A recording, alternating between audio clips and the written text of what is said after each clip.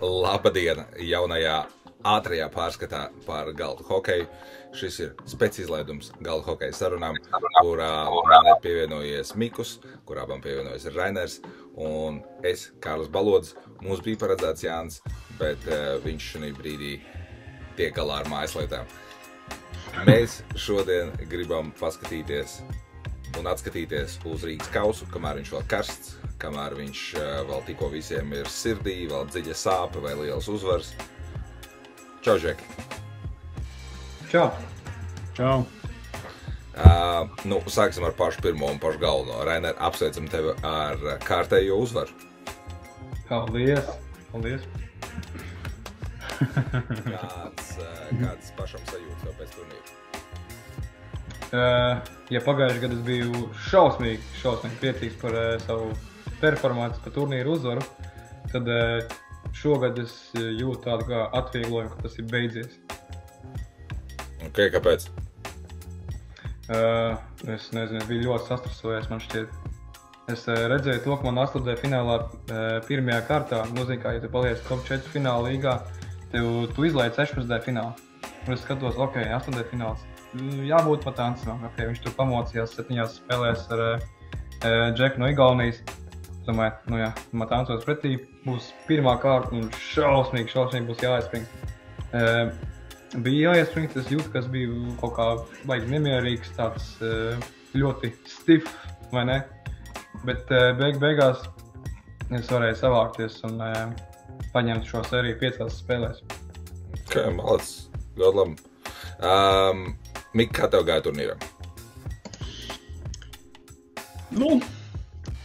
Kā bija izlikts aptuveni, tā arī nospēlēja, bet jā, tā kā Rainers teica, paldies Dievam, kad šitais viss garām, jo tas Rīgas kaus, man tā liekas, katru gadu ir tāds tā kā atskaits punkts sezonai pa vidu, tas tā kā, nezinu, studijās sesija, kaut kas tāds.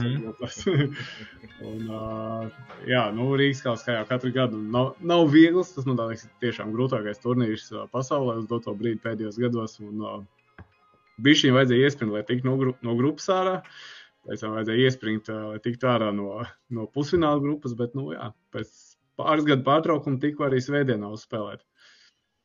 Kā tev gāja otrajā dienā? Otrajā dienā? Kā tev iespējams salīdzinot to fināla grupu, kas bija manējā ar tevējo? Jā, es jau iepriekšējā dienā iepazinos ar grupas sastāvu, un es sapratu, ka mana grupa ir daudz spēcīgāka, bet, tas viss bija tīri uz to, ka atsevišķiem spēlētājiem bija rangs sūdīgs, zemāks nekā, reāli viņa spējas, piemēram, Manski, kas izliks kā 28. bija turnīrā, Eiropas čempions, viņš bija 3. laikam. Jā. Tā kā jā, tur tas rangs bišķi nospēlēja man par sliktu šoreiz, bet nav ko vainot tur grupu, visiem iespējas vienādas, un nezinu, būtu vairāk paveicies, vairāk saņēmies tikt plēfā, tad ka varētu teikt, ka no otras grupas vieglāk būtu, groz kā gribi. Otrā grupā vienmēr zāle ir mīkstāka un mazāk iemesta goli un labākas aizsardzības, sliktākas aizsardzības. Viss kā vienmēr pēc turnīra tagad, manējā bija jau tā visgrūtākā. Jums tur bija pilnīgi haļā. Tiem, kas nezina un varbūt dzīvo uz mēnesi vai varbūt vienkārši nav saistīti ar galda hokeju, kas ir galda hokeja turnīrs Rīgas kauss? Kas tāds vispār reāli ir? Tas ir Džeki jums jautājums, tā kā pastāstiet lūdzu, kas tāds ir? Es nezinu, es varētu to salīdzināt ar kaut kādu, galda hokejā, olimpiskās spēles varbūt tās. Labi, olimpiskās spēles reiz 4 gados, vai reiz 2 gados, ziemas vasaras, bet, mums galda hokejā, Rīgas kauss ir viens no lielākajiem turnīriem pasaulē. Pēdējos gadus tiešām viņš ir, man tā liekas, spēcīgākais turnīrs gadā. Nezinu, Rainer, kā tev pa virsotni tur grozoties, ko vispār salīdzināt? Ko es gribēju pateikt to, ka es pēc turnīriem, piemēram, kā pēc Rīgas kausa, kas 2 dienas pēc kārtas, es nevaru atgūties stabili kāds 3 vai 4 dienas pēc kārtas, vienkārši fiziski nevaru atgūties. Es tā vietā labāk uzturēs kāju dienu zālē nekā piedalos Rīgas kausā bez mazai katru nedēļu. Rīgas kauss ir kaut kas, kas no jums prasa gan fiziski, gan mentāli mega resursus, lai kaut kā tādā piedalītos.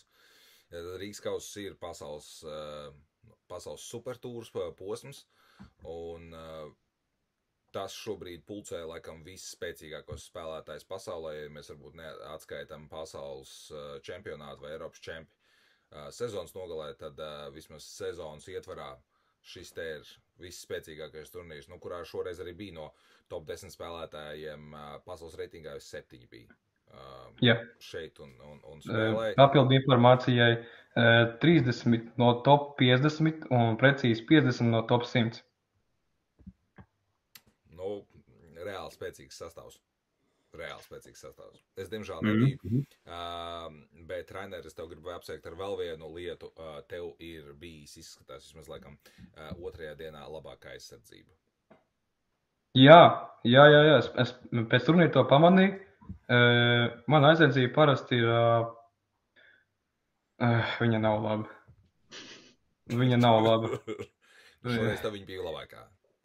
Jā, es pats nobrīnījos, kā tas varēja būt, jo es spēlēju, tā kā parasti, tādā grupa tādā kā mentalitāte diezgan ātri, mēģināja būt rezultatīvs, un es skatījos, ka tas uzbrukums, kas parasti ir top 1 uzbrukums, pat par vienu ripu vidēji pārspējot otro vietu, šoreiz tā nebija. Šoreiz labākais uzbrukums laikam bija Petram, jā. Un es tā mēģināju, es atceros, ka tā kā ātri spēlēju, bet man šķiet, ka baigi labi sanāca šoreiz pat tam neitrāliem ripām cīnīties, dabūt kaut kādas veiksmīgas ripas kontrolas, tā kā tāds momentiņas, kur vienkārši man paveicies vairāk ar kontroli. Tas arī bija tas galvenais faktors. Okay. Tā, mēs runājam par to, ka mēs šoreiz apskatīsim par lielam turnīru, kāds viņš ir bijis, kāds ir pārsteigumi. Es no galda hokeja esmu atkāpies diezgan ilgu laiku, un ar to es daļu no šiem uzvārdiem nemaz nezinu. Es aizejot otrajā dienā, kad es biju playoffā un bišķīt pafilmēju apkārt, pastījos, bija pāris latviešu, konkrēti viens latvietis, kurus pirmoreiz laikam vispār pamanīju, un viņš spēlē playoffā.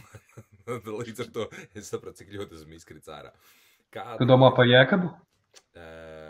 Es pat neatceros viņu vārdus, tad es viņš vaļā. Pazoliņš Regnārs. Regnārs. Regnārs bija, es viņu ieraudzu viņu kreklu, un es ticamāk gaņoju ar viņu spēlēs, vai vismaz es varbūt seju uzreiz atpazīt, bet pirmajā brīdī, kad es ieraudzu viņu uzvārdus viņu kreklu, man bija tā kā, kas spēlē šeit playoffā?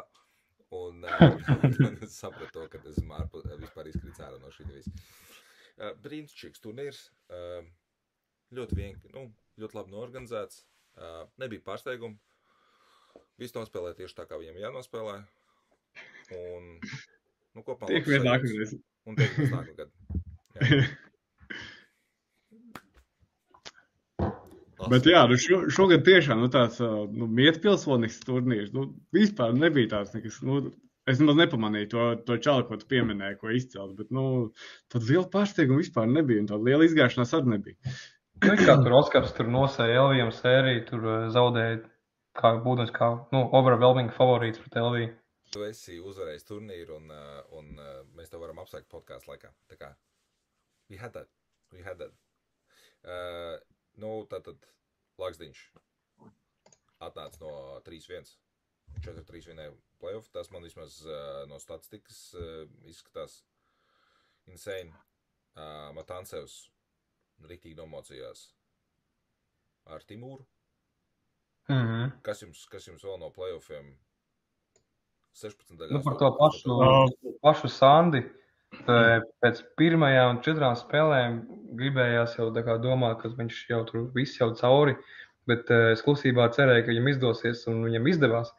Un kā viņam tas izdevās beigās, kā viņš salauz to sērijas gaitu, vispār es nezinu, tur kaut kas viņam atvērās. Nē, tas ir mentāli, jo viņš reāli 4 spēlēs ir... No 4 spēlēm viņš ir 3 zaudējis tīrajā. Tā kā viņš nav neko iemets. Vienu spēli viņš vinēja 2-4, un pēc tam iznākt ārā no tādas sērijas, tur ļoti mentāli jābūt spēcīgam. Tev ļoti jābūt vienkārši savā vietā, savā tādā fokusā, jo tas nenotiek tāpat vienkārši es aizgāju pastaigāties pa parku un iznāca ārā uzvarot sēriju, kurā 5. spēle ir 2-6, 1-3 un pēc tam vēl pēdējā spēle 2-3, kur nav tā, ka sakrit 6 rips un tad tādā mēs nobeidzām. Tur reāli es nostrādājos gan aizsardzībā, gan arī paņēmis uzbrukumus sev. Impressive, malacis. Iefilmēts ir Edgara Nagļa un Jarvinena playoffs. Es arī paskatījos, atbrauc mājās, paskatījos, un pirmās 3 spēles likās, tur 4-0 sērijā. Jarvinens, viņš spēlē kopš, man tā liekas, tad, kad vēl Edgars nebija piedzimis.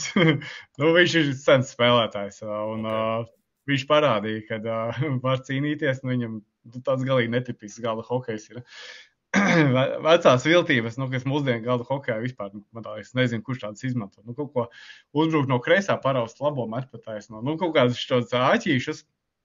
Tur, ja kādam ir laiks, lusta, tad tiešām var apstīties šo playofu, kā viņš iesēja to intrigu, bet, 6. spēlē Edgars saņēmās, un, ja gandrīz izlaida playofu, tad, malas saņēmās un nokārto visu līdz galam.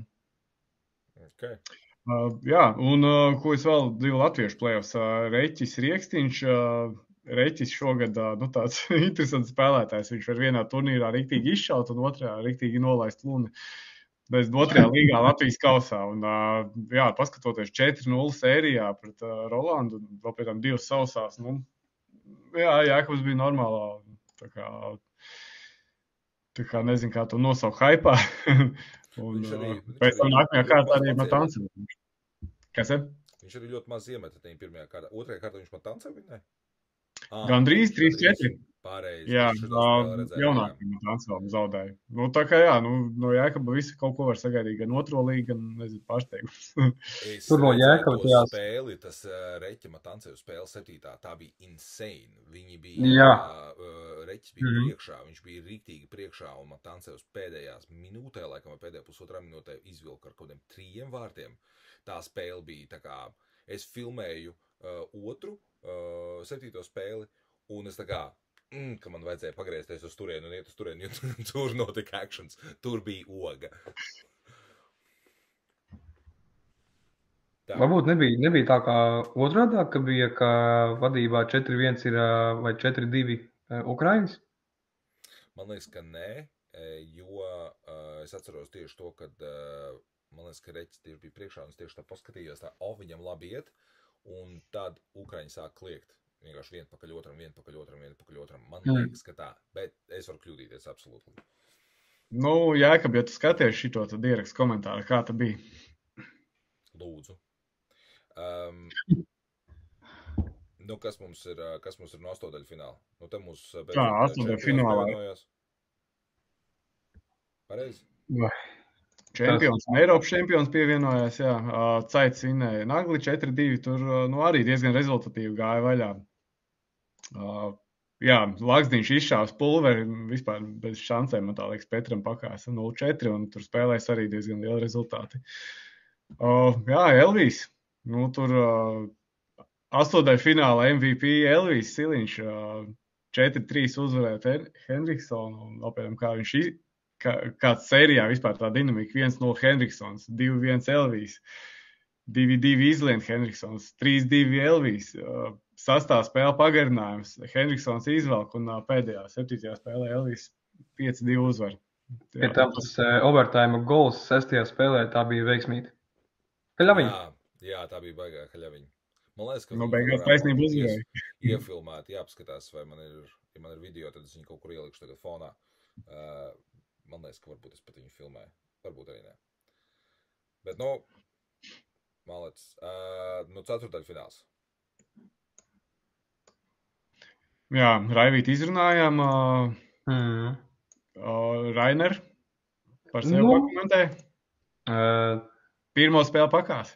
Pirmo spēli pakās, kaut ko tur taustījos, beigās sapratu kaut kā, jāloš tas temps ir tā dinamika, jāsāk agresīvāk uzbrukt. Vairāk jādod varbūt pat izgājienam, un tad man tie izgājieni nākamajās 2 spēlēs sakrita kopā. 2 spēlēs bija 13 goli, 3. un 2. spēlē ņemot kopā. Bet tad beigās kaut kā 4., 5. spēle tur bija jau lēnāk tas temps jau bija drusiņi jānosit, tad es jūtu tādu presingu no Elvija mazliet vairāk nekā pirmajās 3 spēlēs. Tieši aizsardzībā kaut kur atlākušajās? Aizsardzībā, jā, man bija vairāk, jūtu tādu diskomfortu un pats kaut kā iemest vairs nebija tik viegli. Un beigās tad to sēriju salauz, tur varēja būt arī mierīgi 6. spēle, ja tu zini, kā tas pagarinājums bija. Spēlējot ar viņu jūtu diskomfortu? Īpaši 4. spēlē. Jo 5. bija daudz golu, es zināju, ka varēs. Pastāst, Lūdzu, treneri, es gribu pabūt mazliet šajā brīdī Rīgas kausa uzvarētāja prātā. Pastāst, kā tu jūti, kā izpaudās tavs diskomforts? Man diskomforts saistās ar to, ka tu aizēji pasēt divānā un tu jūties diskomfortabli. Kā ceturdaļu finālā 5. spēlē jūti diskomfortu? Es jūtu to, ka man nav ripa, vai ne? Es uzbruku ar tendenci, lai pēc viena mana uzbrukuma, vai tas būtu pat taisno kombinācija vai piespēles izgājiens, lai pēc tā uzbrukuma mani atkal atliec ripu, es varu to darīt vēlreiz. Bet es nevarēju to ritmu dabūt, es nevarēju iet ritmā, man patīk, ka es uzbruku 2-3 reizes, un tad man tas goliņš atpilda pie manis, ja? Šajā gadījumā bija tā, ka davai uzmetīsim no kreisā pa taisno. Uzņem pat taisno, ripa pelvī, un tad viņš viņu močīja kāds 3-4 uzbrukums pēc kārtas. Tas ir Elvijas. Jā, viņam, kad tā ripa sāk turēties, tad viņi nedabūtu ilgi. Alright. Tātad, jā, Rāvi, mēs izrunājām, kas mums vēl lāc ārā. Tā, Ukraiņu duelis, kas tur Korabels tiešām ir tāda līmeni pārāks pret jaunāko Matancevu vai, kā to Rainer var pakomentēt? Tas diezgan pārliecinoši. Jā, grūti komentēt, es neredzēju to sēriju, bet man šķiet, ka pārāk pārliecinoši. Jo tas jaunais Matancevs ir labs, viņš ir genuinely labs, un viņš no pasaules 20. vietas, tagad, ja paskatāmies pasaules reitingu update, ir pakāpies uz 13. vietu. Tā kā, viņš ir labs, bet kaut kā baigi viegli, Korabelam tur bija tas pats, arī viņam bija nākamā pusfināla kārta baigi viegli, tur bija 2 pagarinājumi, bet tāpat tās 4-0 bija pret Nilsonu. Jā. Un Caits pret Petru, tur jautri ir gājis. Cik pirmajā spēlē 12 vārti, 2. spēlē 9 vārti, 3. spēlē 5 vārti, un tad atkal 9 vārti. Aizsardzību vispār neturēja viņi.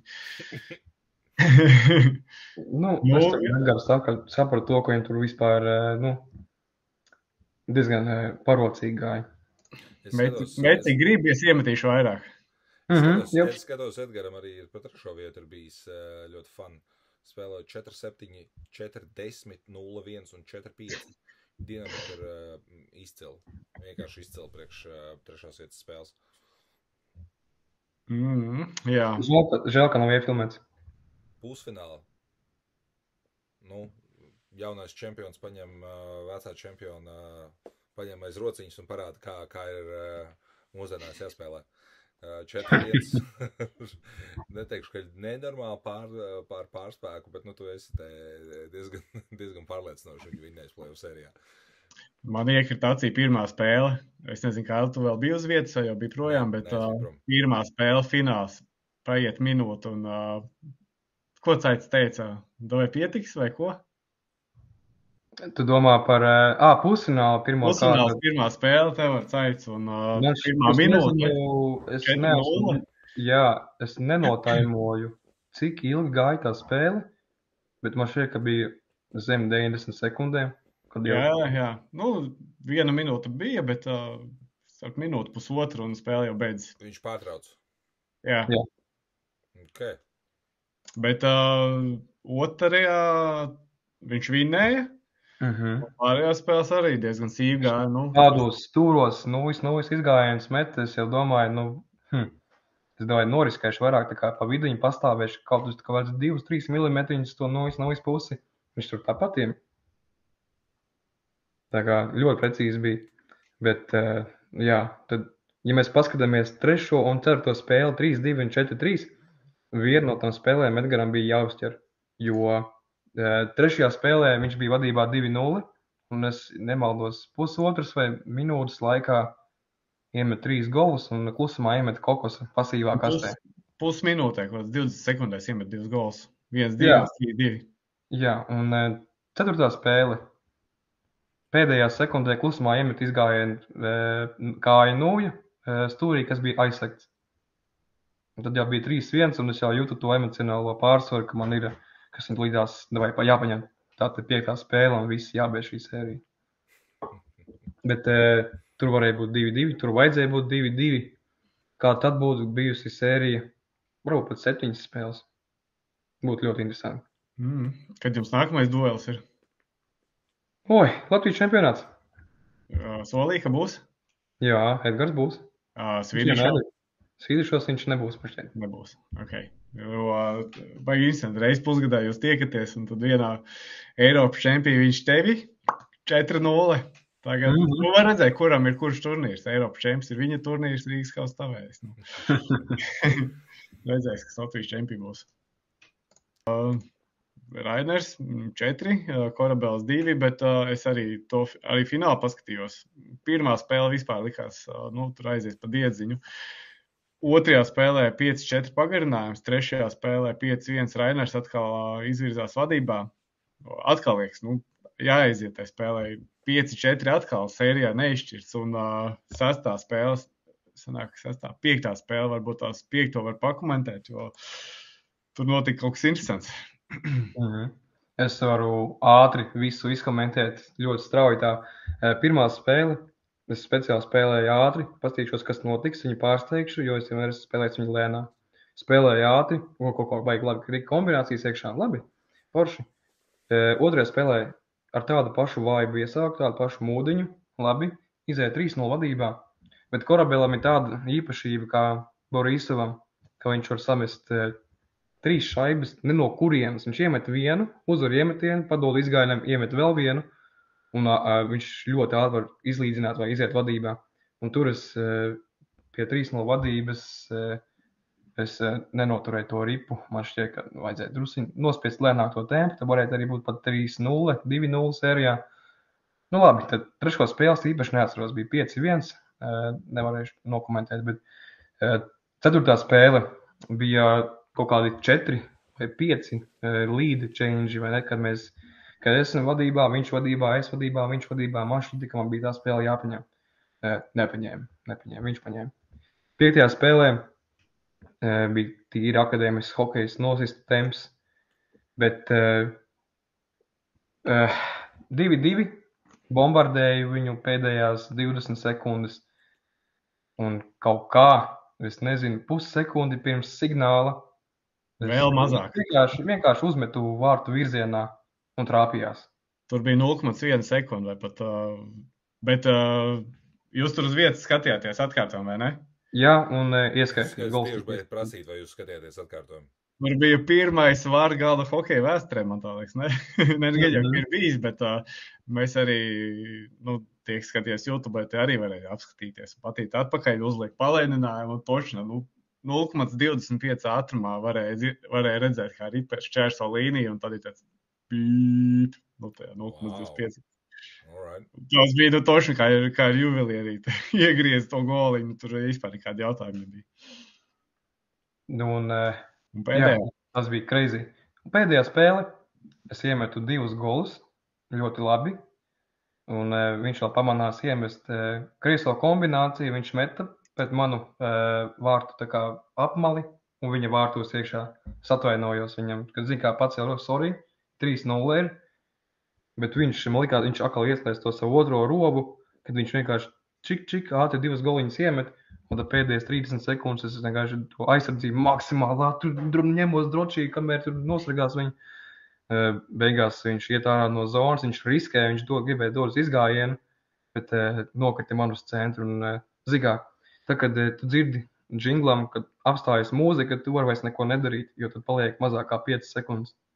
Kas apstājos, es zinu, kas vinnēs, es aizgāju priecīgs, bļaustamies, zinu kā, viss forši. Arī to arī beidzās tā spēle. Es varu parādīt kausu, salīdzināt ar rumpja izmēru. Tātad, apmēram, tā kā mans rumpis reāli. Reāli Champions League kauss. Kauss ir izmērs varbūt mazliet, bet viņš ir milzīgs un ļoti labi izskatās. Man jau vairs nav vietu. Vēlreiz aplausīt. Okay.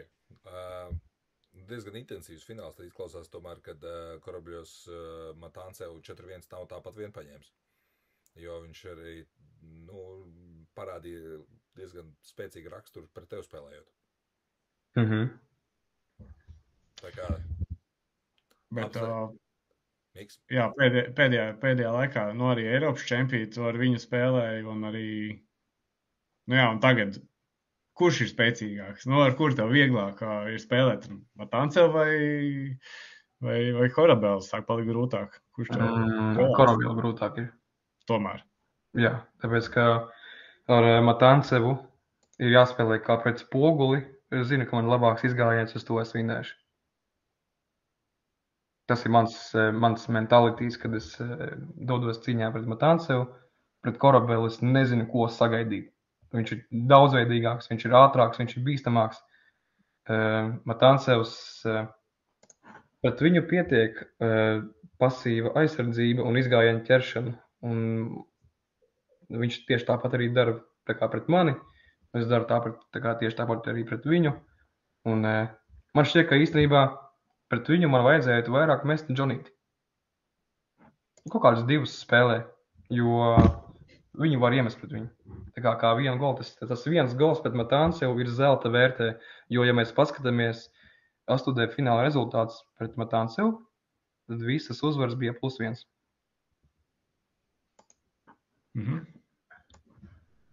Tā kā shoutouts Džonītim. Džonīts MVP. Tieši tā. Viss, Džeki. Paldies. Davai. Lieku. Ok, Džeki, vai jums ir kaut kas vēl kāda iespēja no šīta turnīra, kas jums ir tā kā baigi palikuši atmiņā, ko jūs vēlētos izcelt? Man ļoti dusiņi žēli, ka Raivis bija ļoti gatavojies šim turnīram. Viņam bija principā atvērts ceļš vaļā uz finālu, zinot to, ka viņam Korobēls ir ļoti ērts pretinieks. Viņš viņu Čehijā par 3. vietu teica to, ka viņš varēja darīt, ko grib. Zin kā Čehijas Opens aprīlī 3-0 bija sērijas uzvara. Visas spēles bija tāds diezgan komfortabls. Viņš teica to, ka viņš jūta, ka viņš viņu var paņemt, vinēt.